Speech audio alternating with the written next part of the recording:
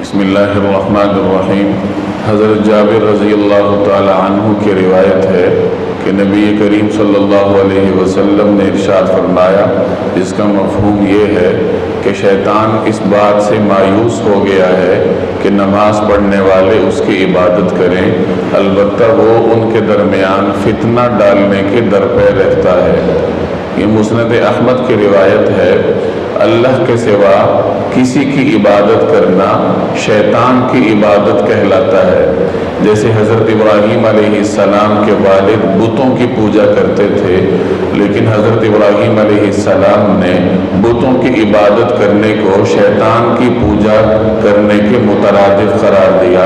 قرآن کریم میں ارشاد ہے، یا ابت لا تعبد الشیطان، اے ابا جان شیطان کی عبادت نہ کیجیے۔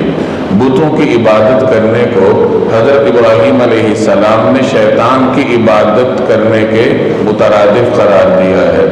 جو شخص نماز پڑھتا ہے اور سنت طریقے کے مطابق اللہ کے دربار میں آ کر کھڑا ہوتا ہے، تو یہ نماز جہاں اسے اور بہت سارے فوائد دیتی ہے، وہاں نماز کا ایک بہت بڑا فائدہ یہ ہے کہ صحیح طریقے سے نماز پڑھنے والے کو اللہ تبارک و تعالی شرک کی بیماری سے محفوظ رکھتے ہیں۔ جیسے آج کی روایت میں ہم نے پڑھا کہ شیطان اس بات سے مایوس ہو گیا ہے کہ نماز پڑھنے والے اس کی عبادت کریں۔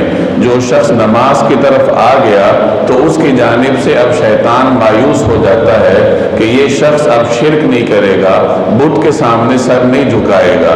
البتہ شیطان اس کو گمراہ کرنے کے لیے، راہ راست سے بھٹکانے کے لیے اور طریقے سوچتا ہے۔ اس روایت میں فرمایا گیا کہ شیطان نمازیوں کے درمیان فتنہ ڈالنے کی کوشش کرتا ہے کہ یہ شرک تو اب نہیں کریں گے، لیکن ان کو فتنے میں ڈال کر شیطان اللہ سے دور کرنے کی کوشش کرتا ہے۔ فتنے کا مطلب یہ ہے کہ لوگوں کے درمیان اختلافات ڈالے گا، ایک دوسرے سے لڑائی جھگڑے کریں گے، کوئی شخص بد اخلاق ہو جائے گا، لوگوں کے ساتھ اس کا رویہ غلط ہو جائے گا، نتیجتاً لوگ اللہ سے بھی دور ہوتے جائیں گے اور بندوں سے بھی دور ہوتے جائیں گے۔ تو یہ شیطان کا ایک بنیادی وار ہے جو وہ نمازیوں پر کرتا ہے۔ اس لیے کوشش کرنی چاہیے کہ اپنے اخلاق پر توجہ دی جائے اور ایک دوسرے کے حقوق کو ادا کرنے کی کوشش کی جائے۔ شیطان کے اس وار سے بچانے کے لیے بھی نبی کریم صلی اللہ علیہ وسلم نے ایک علاج تجویز فرمایا ہے۔ چنانچہ مختلف روایات کا مفہوم ہے کہ نماز کے دوران اپنی صفوں کو درست رکھا کرو، ورنہ شیطان تمہارے دلوں میں اختلاف ڈال دے گا۔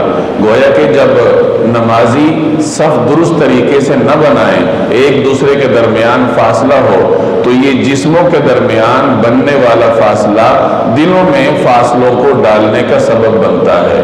تو یہ ایک ظاہری علاج ہے کہ جب انسان نماز میں صفیں درست طریقے سے بناتا ہے تو اللہ تبارک و تعالی نمازیوں کے دلوں کو بھی جوڑ کے رکھتے ہیں۔ تو ہونا یہ چاہیے کہ نمازی نماز کے دوران صفوں کو بھی درست بنائیں اور نماز کے باہر اپنے اخلاق پر گہری نظر رکھیں، تاکہ جہاں اللہ نے نماز کی وجہ سے انہیں شرک کی برائی سے محفوظ رکھا ہے، تو وہاں شیطان کے وار یعنی فتنے میں ڈرنے سے نمازی اپنے آپ کو اس طریقے سے محفوظ رکھیں۔ اللہ تبارک و تعالی عمل کرنے کی توفیق عطا فرمائے۔